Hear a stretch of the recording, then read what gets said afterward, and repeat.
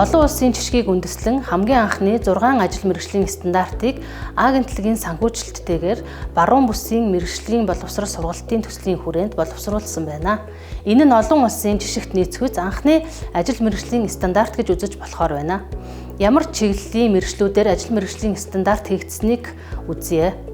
За, бетон арматурчин, автомашины засварчин, сүүн бүтээгдэхүүний үйлдвэрлэгч, жимсэх нь хүнсний ногоо боловсруулах үйлдвэрлэл эрхлэгч, замын ажилчин, автозамын засварчин, газар тариалан, мал аж ахуйг хосолсон фермерийн ажил мэргэжлийн стандартыг анх боловсруулжээ.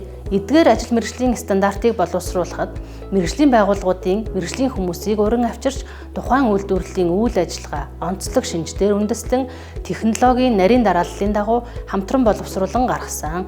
Энэ нь нэлээд цаг хугацаа хөрөнгө шаардсан ажил байсан.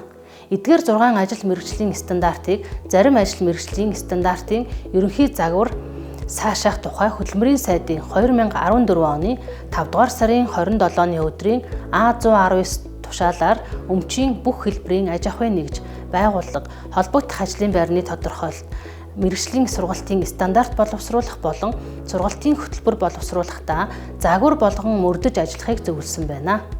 Үүнийг аж ахуйн нэгж байгууллага төсөлд хамтран ажилласан байгууллагууд зөв зүйтэй болохыг дэмжиж цаашид өөр олон мэргэжлэр ажил мэргэжлийн стандартыг боловсруулах шаардлагатай байгаа талаар саналаа ирүүлсэн байна.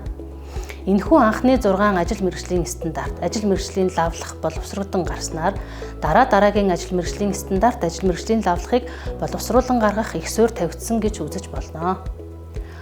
Үүний дараа Швейцарын хөгжлийн агентлагийн санхүүжилттэй Германы зөвлөх компани хэрэгжүүлсэн залуучуудын хөдөлмөр эрхлэлтийг дэмжих төслийн хүрээнд боловсруулсан төсөл нь Монголын ажил олгогчдын эзэдийн нэгдсэн холбоотой хамтран зах зээлд эрэлт хэрэгцээтэй гэж үзсэн 20 мэргэжлийг ажил мэргэжлийн стандартыг боловсруулсан байна.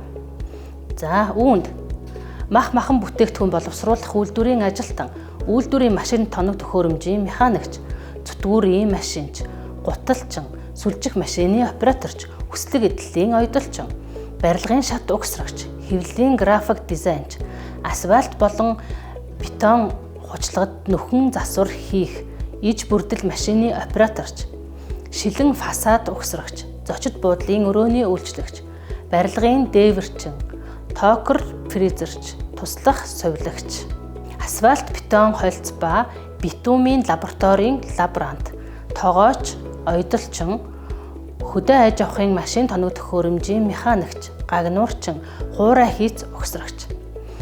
За, Монголын ажил олгогч эзэдийн нэгдсэн холбоон дээр мөн энэ чиглэлийн нарийн мэргэжлийн хүмүүсийг уран авчирч ажил мэргэжил тус бүр дээр ажлын хэсэг гарган тусгай цаг хугацаа хүний болон санхүүгийн нөөц бүрдүүлэн олон цаг зарцуулж ажилласнаас энд бас дурдах нь зөв юм аа.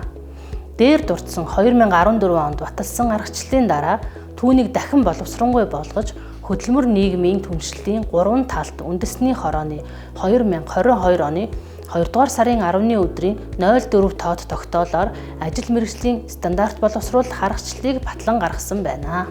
Энэхүү аргачлал нь 2022 оноос эхлэн мөрдөгдөж байгаа хөдөлмөрийн тухай хуулийн шинжилсэн найруулга 17-гийн 5-д заасны дагуу ажил олгогчийн эрх хууль ёсны ашиг сонирхлыг төлөөлөн хамгаалах байгууллага болон мэргэжлийн холбоод хамтран ажил мэргэжлийн стандартыг боловсруулахад баримтлах арга зүйн үндэслэл болох юм а. Өнөөдөр энэхүү аргачлал нь байгууллага, аж ахуйн нэгж, ажил мэргэжлийн стандарт боловсруулах бүрэн боломжийг нээж өгч байгаа юм а. Хөдөлмөр эрхлэлт болон мэргэжлийн сургалтын чиглэлээр ажиллаж байсан болон одоо ажиллаж байгаа донор байгууллагын санхүүжилттэй гадаадын төсөл хөтөлбөрүүдийн хүрээнд мөн мэргэжлийн холбоодын ажлын хүрээнд дээр дурдсаны дагуу нийт 75 ажил мэргэжлийн стандартыг боловсруулсан байна.